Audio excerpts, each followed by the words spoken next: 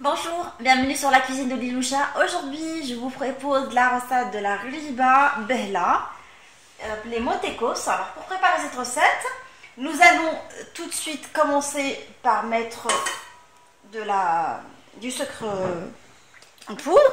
Je rajoute du sucre vanille avec la levure.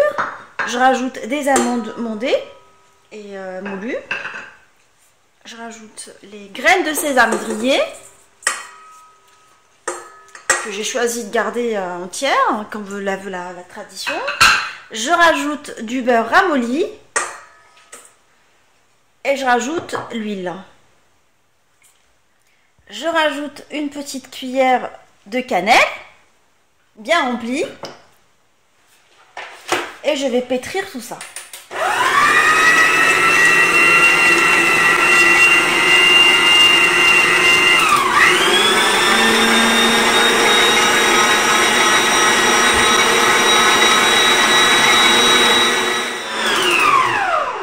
Alors, une fois un mélange bien onctueux obtenu, nous allons rajouter progressivement de la farine.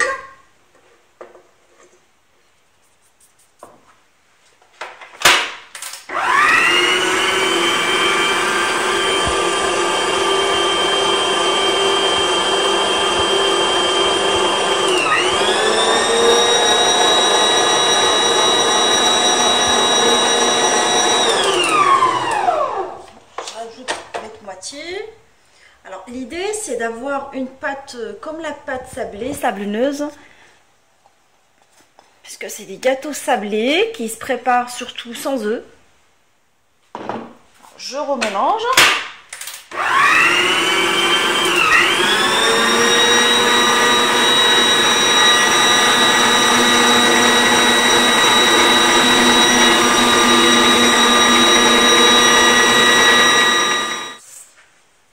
Là, nous avons obtenu une pâte sablonneuse qui s'effrite facilement, en fait, comme de la pâte sablée.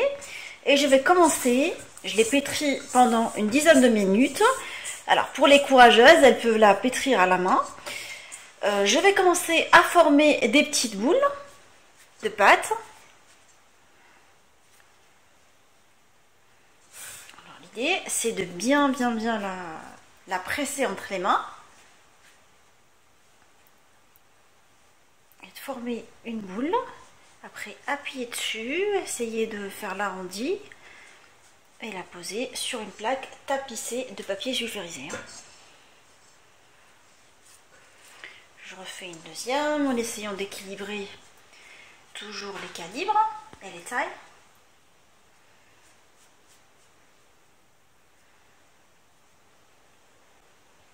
Je les espace.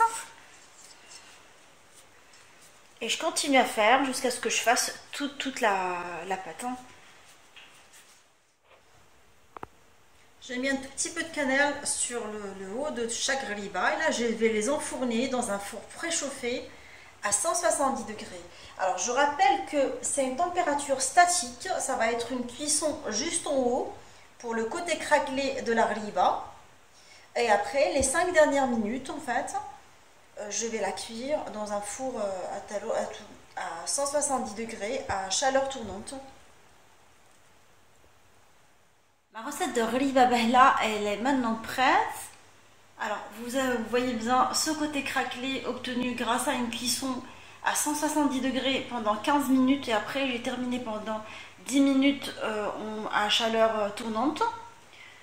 La cuisson, au départ, elle a commencé juste en haut. Et après, j'ai procédé à une cuisson aux chaleur tournante.